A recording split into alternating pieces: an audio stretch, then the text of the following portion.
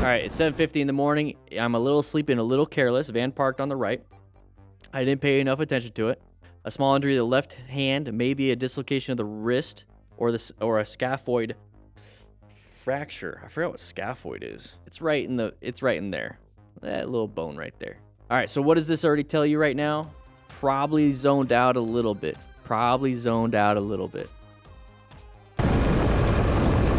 Let's take a look. Ooh, what is this? Big long line. Somebody's coming into our lane. Intersection right here. Look forward. Ooh. So how do you think he got that scaphoid fracture? Okay, we didn't launch, we didn't fall down, we went right into it. We're gonna go boom. It's gonna smash into our wrist. Compression fracture, not good. Okay, when you're riding, you don't want to be zoned out. You really want to get into it. You want to zone in. You want to make sure that you know what you're doing. You want to look around. You want to be aware. Okay, you want to be aware. So we're going through here. Can't see much because of line of sight. We have a really weird area. We have somebody coming in, no center line stripe. Okay. Now we have this right here. Okay, the intersection. We have this person stopped. Why are they stopped?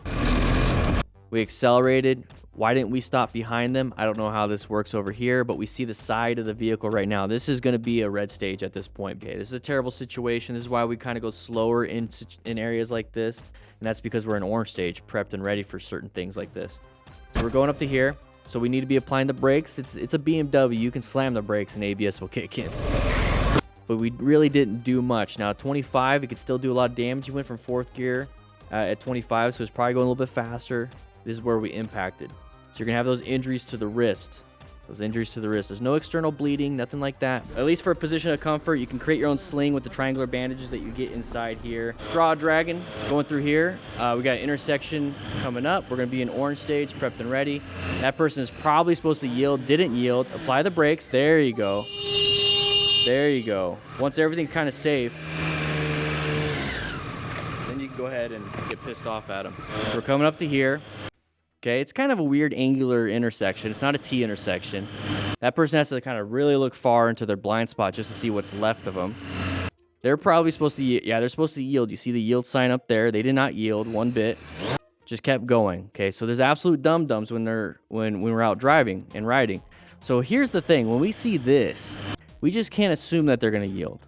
Just go ahead and slow it down, and then once you see them starting to yield, then speed it up. So I'd be slowing it down here, slowing it down. Oh, they didn't yield? Okay, now I can apply the brakes. They did yield? Oh, I'm going to go ahead and accelerate a little bit.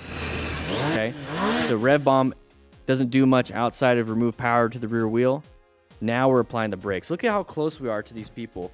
And now we're just now applying the brakes. We need to be doing that a lot sooner, so that we're not in the situation. The goal is not to be in the situation. The goal is to be aware of the situation and be outside of it. All right, here we go. Moto point of view.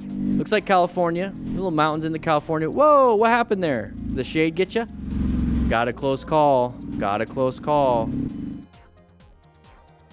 Tumbleweed plus dirt equals no buenos. Let's take a look at the no buenos. All right, so we're riding through here. We're going pretty fast, honestly. This is pretty fast.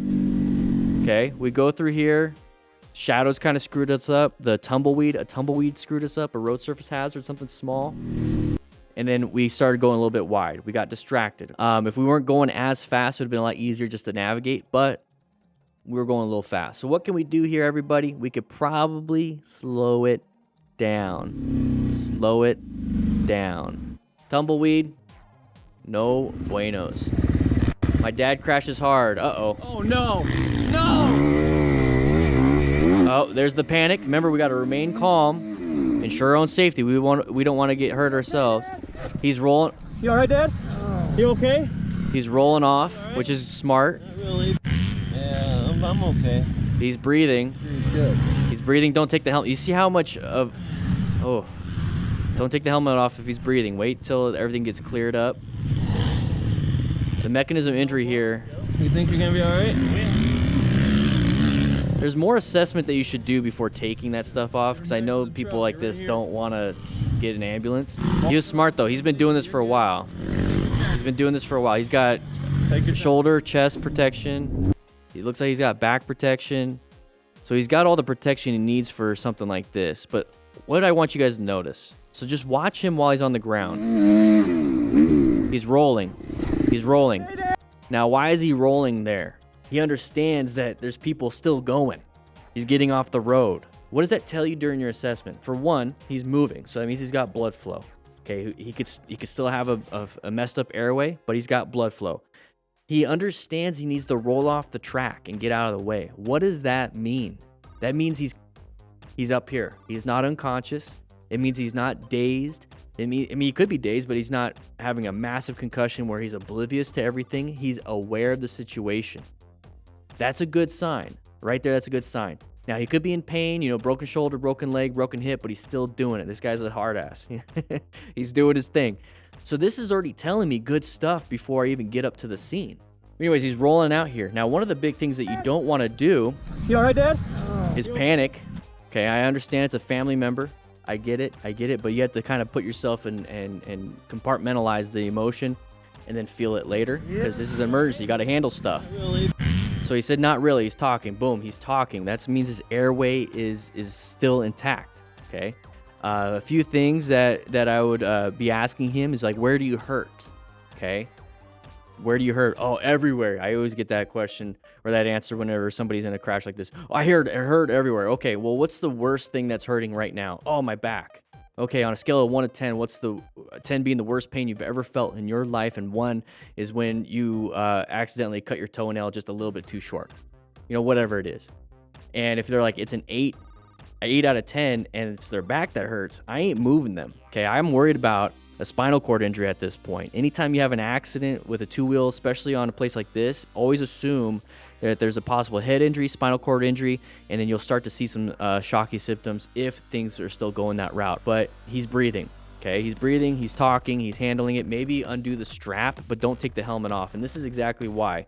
We're going to watch exactly why you don't do that, because you do have a very vulnerable portion of your spinal cord, which is your cervical spine, the first 7 vertebrae in your neck, okay? Or in your spine, it's in your neck. Yeah, so right here, watch. So his head's supposed to be in line. Now we're doing this. Imagine if you have a broken piece of your vertebrae and now it's slicing in the back of your spinal cord. Just want to make sure he's good. Now look at this. Look how much jostling is going on. And that's what happens when you start to panic a little bit. You start to, anybody here is slow is smooth and smooth is fast? Okay, so take it nice and slow. Make sure you're going smooth with it. And the more you do it, the smoothness becomes fast, okay? So here, he's in a panic, so he's trying to go fast, and it's not smooth. You have to take it slow, and it's going to be smooth if you take it slow. You have to relax. You have to relax, and that's the biggest point here with rescue, and that's why it's the #1 thing. Remain calm. So here, though, that's really the only major thing that's not good. This looks like it's rib cage, but it's a chest protector, back protector, shoulder protector. He's not worried about abrasion resistance on the forearms because it's dirt. I mean, he's still going to get a nice little raspberry, but he's got some gloves. So he's wearing full gear for the situation he's doing. Very good.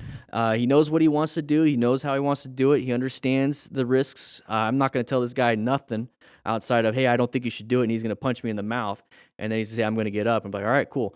So I would sit him up. You think you're going to be all right? Take it nice and easy. We'll go to the waist at first. We'll sit him up at first like this, just real quick, and say, hey, how you feeling now? Okay, can we sit here for about 20, 30 seconds? Is that okay? And he's like, yeah, let's do that. Anyway, how do you feel? How do you feel now after 30 seconds? I feel great. Cool, let's help you up. Now, do you feel any pain in your legs? You feel any pain in your back? You feel any pain anywhere? And what I'm going to do is have somebody, we're going to get to the stand-up portion. What I'm going to do is exactly what this guy's doing. He's doing right. He's doing it right. Get dirty, baby. Get right behind him. Okay, what I like to do is kind of get my arms underneath their armpits and have somebody in front. Okay, so somebody's in behind, somebody in front. So if the person falls backwards, somebody catches. If somebody falls forward, somebody catches them. They fall side, well, both of you are going to grab them.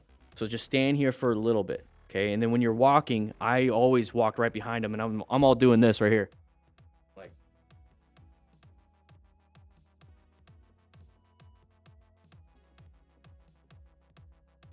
I'm walking the whole time, Once we get off to the side, definitely take off his shirt, take off those things. If you have to cut them, do it, but check underneath, see if there's any bruising, especially immediate bruising. It means there's internal bleeding going on. And do a nice little rapid trauma assessment. Get her back to the truck. You're right here. Boom.